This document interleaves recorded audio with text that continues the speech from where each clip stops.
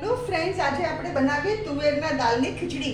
આ તુવેરના દાળની ખીચડીની recipe already મેં મારી ચેનલ પર શેર કરેલી છે. આ છે આપણી તુવેરના દાળની ખીચડી, જે આપણી બચી હોય એ તુવેરના દાળની ખીચડી. આપણે સ્પેશિયલ બનાવવાની જરૂર નથી. આ તુવેરના દાળની ખીચડી બચી છે, એને આપણે ભજીયા બનાવીએ. તુવેરના દાળની ખીચડીના ભજીયા. ઓકે, અહીંયા મેં તુવેરની દાળની ખીચડી લીધી છે. એમાં શું કરવાનું, આ લસણની પેસ્ટ છે, આપણે 1 ટીસ્પૂન લસણની પેસ્ટ નાખવાની. આમાં છે ને મીઠું મરચું બધું ભારોભાર તીખું બનાવેલું છે આપણે. બીજું નાખવાનું 1 ટેબલસ્પૂન ભરીને કોથમરી. આ થોડું સ્વીટર સાઈડ પર હોય, આ ભજીયા થોડા સ્વીટર સાઈડ પર હોય એટલે આપણે સાકર નાખશું. 1 2 3 4 અને 5 ટેબલસ્પૂન સાકર નાખી. બીજું નાખું છું સોડા.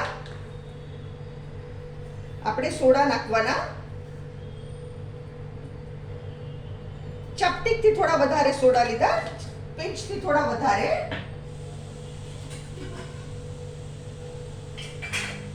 બીજી સામગ્રી જો છે દહીં. દહીં આપણે નાખવાનું, હું તમને કહું કેટલું નાખું છું. 1 ટેબલસ્પૂન ભરીને આપણે દહીં નાખી દે. 1 ટેબલસ્પૂન ઉપર થોડું વધારે, 1 ટેબલસ્પૂન ઉપર થોડું વધારે, 1.5 ટેબલસ્પૂન જેટલું દહીં નાખ્યું આપણે. હવે આપણે એને એકવાર મિક્સ કરી દઈએ. આ બહુ જ સરસ લાગે.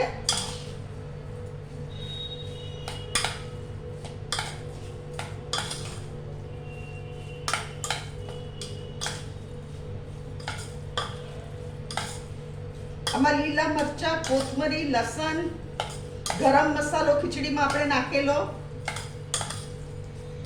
લાલ મરચું, હળદર બધું ખીચડીમાં નાખેલું. આપણે અત્યારના કોથમરી, દહીં, લસણ ખીચડીમાં નહોતું એટલે મેં અત્યારના લસણ નાખ્યું. લસણથી ફ્લેવર સરસ લાગે. હવે આપણે ચણાનો લોટ નાખીએ. જોઈતો પ્રમાણે ચણાનો લોટ નાખીએ. હું નાખતી જાઉં છું અને હલાવતી જાઉં છું.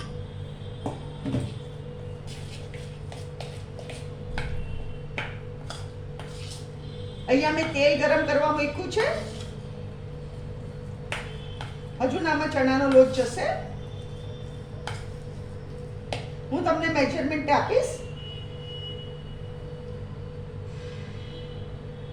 આ મેં 5 ચમચા ભરીને ચણાનો લોટ લીધેલો, એટલે 5 ચમચા મેં ચણાનો લોટ નાખ્યો છે. એટલું તો આપણે જોશે જ આમાં. અને ચણાના લોટની આઈટમ હોય ને એટલે થોડા સોડા તો નાખવા જ પડે છે. હવે આમાં હું શું કરીશ, થોડું પાણી નાખું છું એટલે આપણું બાટર સરસ થાય.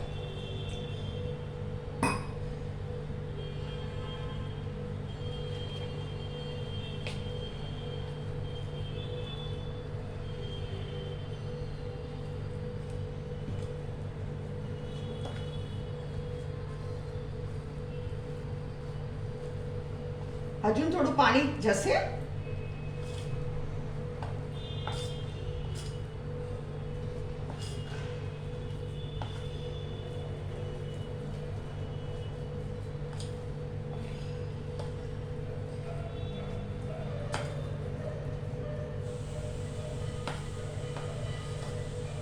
આપણે પેલા બરાબર મિક્સ કરીએ, પછી જોઈએ પાણી જશે કે નહીં. એકવાર બરાબર મિક્સ કરી દઈએ.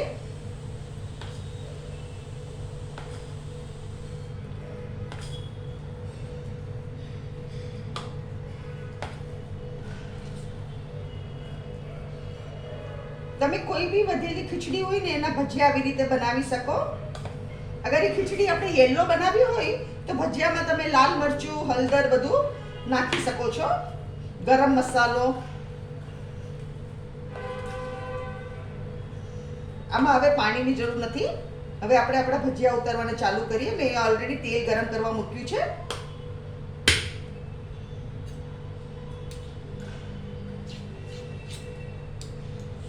હવે આપણે આપણું ભજીયા ઉતારવાને ચાલુ કરીએ.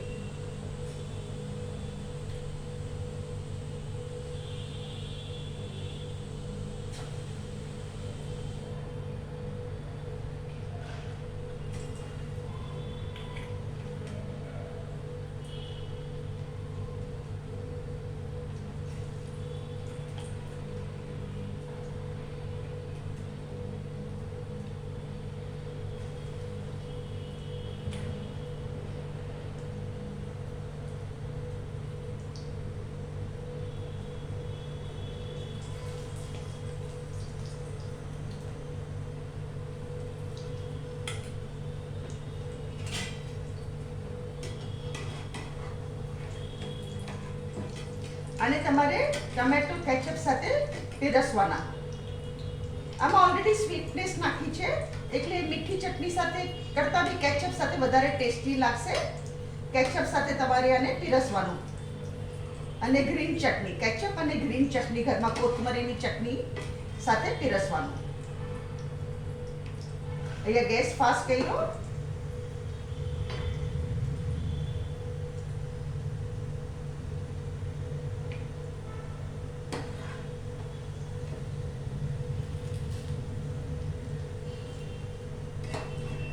આમાં સાકર ઓપ્શનલ છે, અગર તમારે સાકર નાખવી હોય તો નાખજો, પણ સાકરથી વધારે સરસ લાગશે, નેચરલ સ્વીટનેસ લાગશે.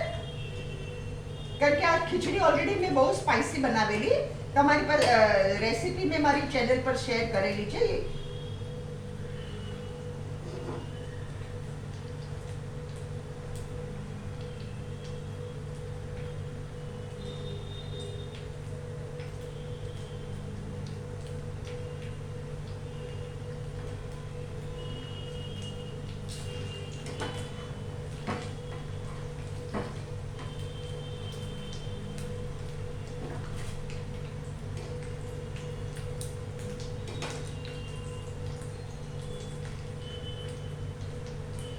આમાં શું કરવાનું, બીજું જરા ખીરું પડ્યું છે ને આપણી પાસે, એમાં થોડું આપણે તેલ નાખી દઈએ તો શું છે, આપણા ભજીયા એકબીજાને ચોટે બી નહીં.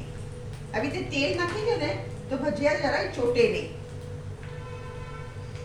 બહુ નહીં નાખવાનું, 1/2 ટીસ્પૂન જેટલું તેલ નાખી દેવાનું. એટલે આપણા ભજીયા જરાય ચોટે નહીં. આપણા ભજીયા રેડી છે. હું ગેસ ધીરો કરું છું અહીંયા.